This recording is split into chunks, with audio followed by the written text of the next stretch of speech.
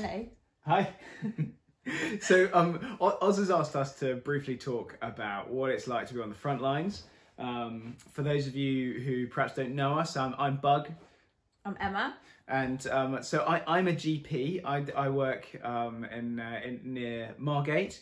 And Emma, you're a children's health doctor. Yes, and I also work at the Margate Hospital.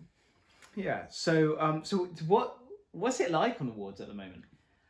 Well, I think in paediatrics with the children, we're currently quite sheltered. It's actually a bit eerie. Everything is, the children's ward's like nearly empty. But we're surrounded, we're prepping for the storm that we feel is coming.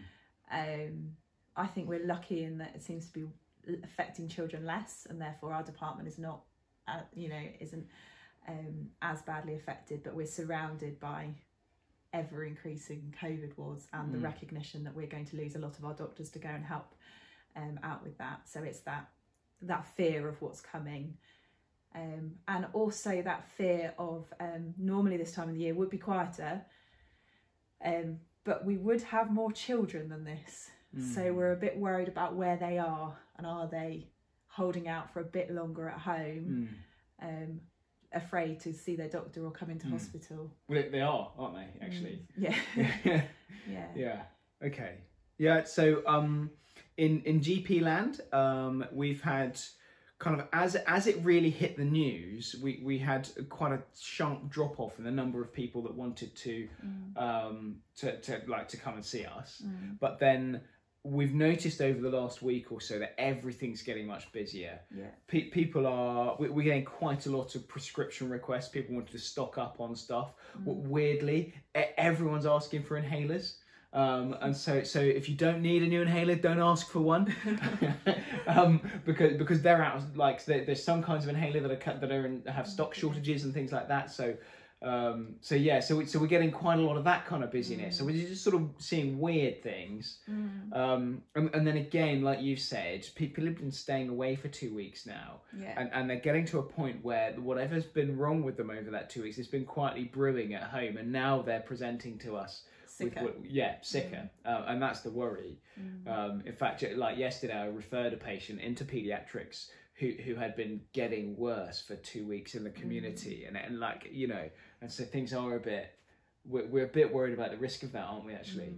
Yeah. Okay, so what about how is our faith impacted any of this? Do you glow on the wards? No, isn't there's many elements to it. There's the bit that when you spend time trying to have a quiet time and connecting with God, you open yourself up to I want to say, basically, if you're connected with God, if you're making an effort to see the world as he does, you kind of feel it increases your empathy for others, because you start to put yourself in their shoes, and when there's so much horrible news, it's really, you get to a point where you're just like, do you know what, I'm just going to turn it off, I can't do anymore. But you don't really want to let that happen, and that's not what Jesus would do. And so there's that makes you want to be compassionate. It makes you want to keep going. But also there's this recognition of, we know that there's this storm coming. We know that we're about to hit this peak and it's going to be bad. And we're doing loads of prepping and we're doing everything within our effort. But then you see what's going on around the world and you recognise that we can't make this okay. We can't fix this as individuals, as human beings. And in a way, it's kind of a relief to recognise that, and know that there's a greater power to lean back on, and to go into every day going, God, I can't do this on my own. This is too big. This is too massive a problem. I need your intervention here. I need your strength. I need your resilience. I need your patience. I need your compassion. And it does make a difference. And you do notice the difference on those days when you ask God to come to. Yeah. Okay. How about for you? Yeah, I think that's true. It's harder, isn't it, to it's harder emotionally to go through the day and care about each patient and connect with each one. And I find that having a faith gives me the resources to do that more. You know, like if I've managed a quiet time at lunchtime, I find that then you know, then in the afternoon I've got less compassion fatigue, and like I'm much more able to like connect and care about each of my patients, and I find that God refreshes me for that. And also I mean there's just, you know, times like this they throw up big questions like you know, and I have a cause for ultimate hope. I know that in the end all of this has meaning to it. There's a bigger picture to this, and in the end, although we do have to go through times like this, and it's not like God promises to take away suffering or pestilence or famine or, you know, any of the other things that can afflict a population. He doesn't take those things away, but he gives dignity and meaning to the suffering, and you know that at the end of it, when we move on in the next life, when, you know, that there is going to be a new world, there is going to be a new heaven, a new earth, there is an ultimate hope and meaning to this, and that you don't go through it alone. God goes with you. It's a pretty big answer.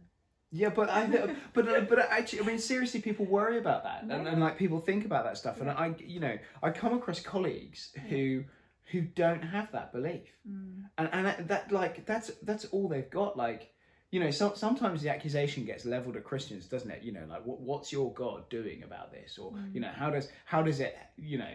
So I can't believe in your God because of suffering or because of this sort of stuff that happens, but actually, like, I can't see how it helps the situation to not have any meaning. And to not, you know, to not have any help with this. I don't see that how that would leave me better off as a person. You know, and God does provide, you know, there's not simple answers to this stuff, but there are good answers to questions around suffering. And yeah, it definitely, having a faith definitely helps me cope with that. Almost like you want to follow that on with a link to like Christianity Explored or something. Something like that. Okay, so going forward, what would you in your front line like prayer for? I would like, I mean, just on a personal level, I could really do with prayer to help me stay connected to God in the midst of all the busyness, in the midst of all the craziness, to help me stay connected to God. Because when you're challenged like this, it's so easy to not make time to pray, to not make time for that stuff. And it's also when it's most important. And so for me personally, that's the kind of thing I'd want prayer for. And then for the system, for the wider thing, like what I would love to see next is to see, because the healthcare service is full of believers. Like there's loads of believers, and what I'd love to see is that perspective be brought forward. I'd love for people to pray that God's people in the NHS would rise up courageously, strongly, and say, you know what, we're ready for this, and we're going to stand with people through this. That's what I'd really love to see. I like that. It's a good prayer.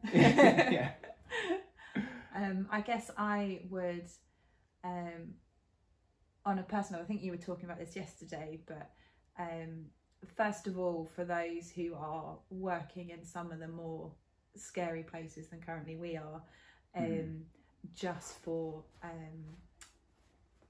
peace, and particularly, you know, when you're going through this every day, there comes a point where you just want to shut off and you want to step back from some of the emotional exhaustion of it all, and so you don't want to engage with some of the, you kind of want to put in the box some of the feelings of it.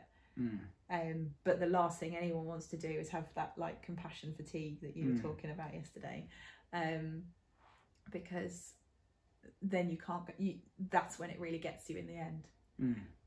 So to just pray for those workers who are in the really difficult places, a sense of peace and a sense of calm that comes from God, and knowing that consistency and that stability through him, and at the same time being able to really be there for people, and so those families of those people can see it and know and have the peace of knowing that, you know, whatever the situation, there was someone with their loved ones all the time who cared for them.